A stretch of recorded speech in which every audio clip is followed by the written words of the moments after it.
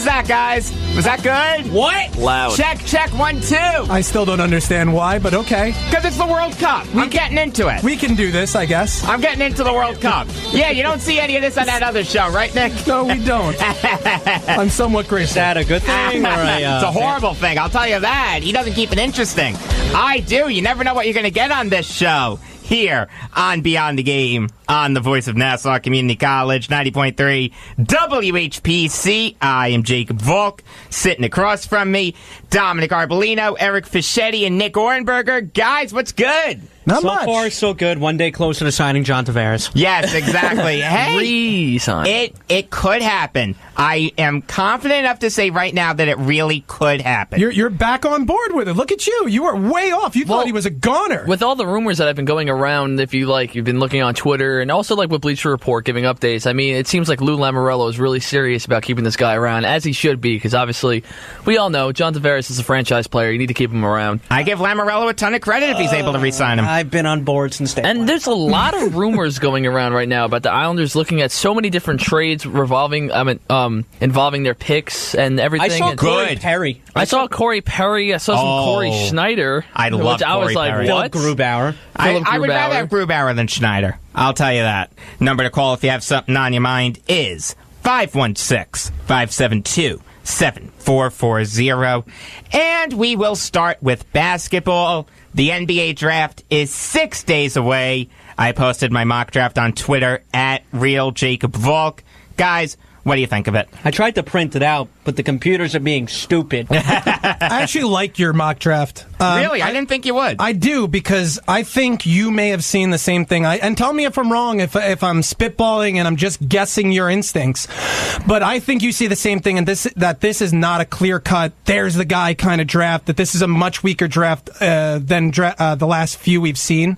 It's definitely weaker. I do like Ayton and Doncic, though. If I those agree. guys don't go 1-2, there's an issue. But you did something that jives with that, which is that you had a lot of centers and shooters in the top 10, which makes sense. That's the commodities in the NBA today. So you do that when there's not those clear-cut guys that you just go after, like the Karl Anthony Towns of the world, or at the time of Ben Simmons, guys like that. So I like the draft. Your draft. I like that you had Trae Young going so late, because I think he will. I also like. You that think 8 is late? I do. Late for him. For him. Really? For what Yeah. I feel like For for his what he's talent level. expecting. Yeah. Because I've seen him go 9. Yeah. I feel like 8 would be a good fit for him I in don't terms want of him. with Oh, Cleveland. I would love him on the Cavs. No, I don't want him either for the Knicks. I don't think to be honest, I don't think all the hype around him, I don't really believe into that. Like him being compared to Steph Curry and all that. No, that's a bunch of nonsense. Compare a guy. It's No, of ridiculous. course. He's the second best point guard in the draft, though, behind Doncic. Agreed. It's going to be interesting to see about how he fits into the league, because obviously in college Fantastic shooter. he's just. But yeah, exactly. That's what I'm saying. He's just been shooting around, so it depends on if he can adjust. I feel like that's going to be his biggest thing that he's going to have to work on. There are two things that really jump out to me, and you have two players slipping. One of them is Marvin Bagley. Don't like him.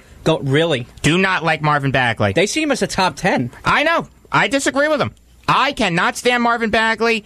I do not like him. Never did out of Duke. I like Wendell Carter more, That's fair. as you can tell by my mock draft. The guy's really not a good shooter, horrible defender. And he's kind of He's a skinny, liability. too. Yeah, he's got to fill out a lot. All right, now what about... I lost him. Oh, wait, here we go. Miles Bridges slipping to 19. Yeah, that was tough for me to have Miles Bridges slip that low. I do like Miles Bridges a lot. I just couldn't find a good fit for him. Not the Knicks? Not the Knicks. I really think center is a bigger need for them than the wing. And that's why I have them taking Robert Williams. I will say, this mock draft, assuming it goes this way, which it obviously won't, but let's assume for a second that it will, couldn't go any worse for the two New York teams. For the Nets, it's horrible because they miss out on Wagner and Bates Diop. And for the Knicks, they have to settle for Robert Williams. And it's such a snub if Trae Young. Oh God, if he goes right before the Knicks, it's just a spit in the face. you want him? Wait. I do kind of want him. Ooh. Can I ask I do. why? Go ahead. Seriously, can I ask why? Because you know what? It's just that Is it because you're giving up on Ntilikina? I'm not ready to. Yeah, kind of. Even though it's a logjam at point guard, if you pick him, I just think it is a logjam. But I mean, how many? Do you think Trey Burke makes it through this offseason? Don't forget about Emmanuel. One of them's a free too. agent, though. Burke or Moutier, one of them is a free agent. Dominic, check. I think it's Moutier's the free agent. Burke is tradable asset. Check to be sure. Let me ask you something. The only way I see the Knicks picking a point guard in general at number 9 is if there's a trade. What do you mean? Like if they trade one of the point guards, if they trade either Burke, if they trade, okay. But if they trade one of the point guards, then they wouldn't stay at 9. I mean, not necessarily, but I'm making that assumption. Assuming they don't move out of the 9 spot, yet they still trade one of the point guards. That's the only way how I can. But see then, what would you Knicks. trade it for? I don't know. Maybe to acquire a later pick in like the late first or second round. Oh, 2019, by the way, he'll be a restricted free agent. You're talking about Moutier, right? Moutier? so Burke's the free agent. Yeah, it's got to okay. be Burke. I'll double check again too with Burke, but Yeah, I'm pretty sure it's Burke. This mock draft goes horribly for the Knicks. It does. I'll be honest with you. Eric, I'm kind of surprised you didn't focus in on Grayson Allen going so low. Let me see. well, I Where is expect that. I mean, I don't think Grayson Allen, to be honest, in the NBA, I don't know how well it's going to pan out. I think he can have a role on the bench. I'm going to be honest, but again, that is still a role on a team, and I mean, I don't see him going any higher than. I'm just even shocked that maybe he even got drafted too. and his Where- antics where matter. is he? Yeah, exactly. That's why I have him going solo. I'll tell you right now, Eric. I'll save you the time. I have him Grayson going Allen 51 to New bingo Orleans. to the Pelicans. That's actually an interesting spot. Yeah, it is. I can actually see him working well with Davis and Boogie if they bring him back, which I don't think they will. Neither do I. Also, I really think that Grayson Allen has the potential to get drafted. I don't see him as a first rounder. I can see him as a second rounder. I would not be surprised if he went undrafted. I have him going 51 for a reason. The guy's a fantastic shooter. He just needs to have both his feet amputated so he doesn't start kicking people. yeah, He I should feel go like undrafted then. I feel like his antics. I mean, Shaq Griffin's only got one hand, so Grayson Allen can just have no legs. I know, exactly. He'll end up clawing himself up the court with his arms. Yeah, I was gonna say that's a little different. I mean, he could still, I know. he could still play football.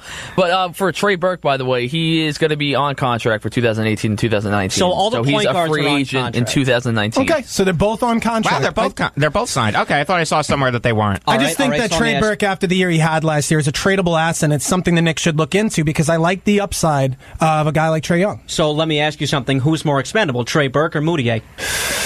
Probably Trey Burke. I would say Moutier, actually. I think, I don't know, I feel like the league itself, not everybody's really, like, everybody's thinking about every single player, but I think the league itself would value a guy like Burke a little more just because he's more polished, he's more of a now player, especially teams that are, a guy or two away from competing. And Emmanuel Moutier has not been the player that the league thought he was going to be He's when regressed. he was originally. Yeah, Moutier is also only 22, though, where Trey Burke is 25. I know that's not that big of a difference. And with That's 3 years. It matters in basketball, yeah. So, that's also another thing you could factor in also that I feel like, obviously you're going to have more out of a Moutier depending on how long you keep him for. No, that's a good point that he's 3 years older.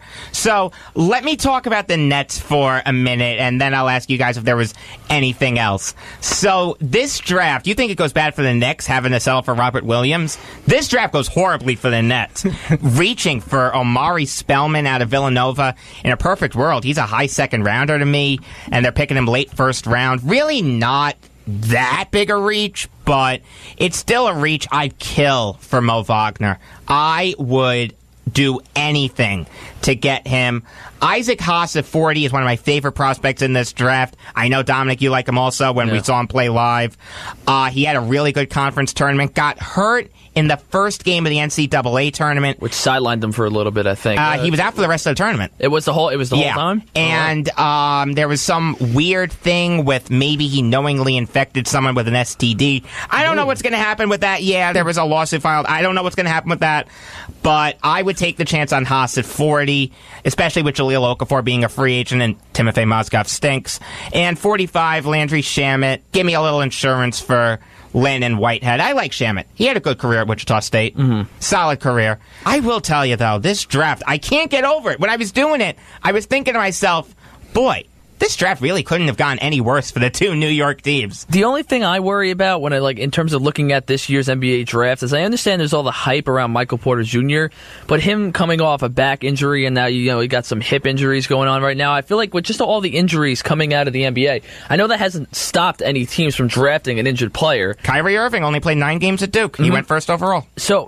But to me, I feel like it's something you have to be worried about. I don't think he's going to fall. I think he's still going to get taken pretty high. I think. Hey, I have him going 5 for a reason. I think that's fair. And there is a legitimate chance that Michael Porter Jr. could become the best player to come out of this draft when we look back at it 20 years from now. Definitely. But the only thing is that I feel like you have to be worried at least about the injury. I feel like you really have to look into it and see what's going on. Oh, of course. Any team that takes him, I don't care who it is, any team that takes him needs to do their homework, extra credit, and then some on the sky. I think that he is going to slip, but I don't think he's going to slip that much. I think he's going to be within the top 10, but with that being said, I don't think he's making it past 10. Do you like him at 5? To be honest, with the injury concern, that might be a little high. I would rather see him at maybe 7 or 8. That's fair. That's a fair concern. It's just his ceiling is so high. And whenever I look at him, the first thing that pops into my head is Kyrie Irving. Only playing 9 games at Duke. I didn't like him coming out of Duke. I know I had him slipping very far when I did that mock draft, and it obviously came back to bite me in the you-know-what.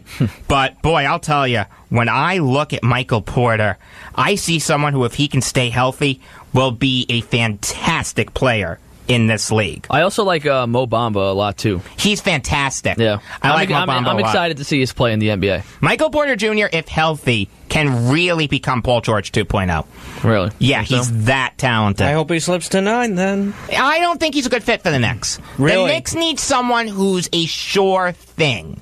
And Michael Porter Jr. is not a sure thing. I think this is the wrong draft to be in if you're looking for a sure thing. This is a very boomer bust draft. I like Robert Williams. You'll know what you'll get out of him. He'll be a decent backup. And, as far as DeAndre Ayton going first, I just have a question. And I'm asking, do you see any? Do you see a high possibility of a bust right at the top of the draft with him? Actually, like no. a little Frank Kaminsky? No. I really like both Ayton and Doncic. I've seen Doncic slipping to 4. Really? If that happens, the Kings and who's going 3? The Hawks? Well, the Hawks have Schroeder, so they could afford to pass on him. But the Kings would be complete morons to pass on Doncic.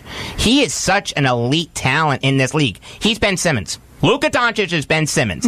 That tall and that elite passing, that is really hard to come by in the NBA. I like Doncic a lot. So a point forward. Exactly. I've seen him listed as a small forward. He's not a small forward.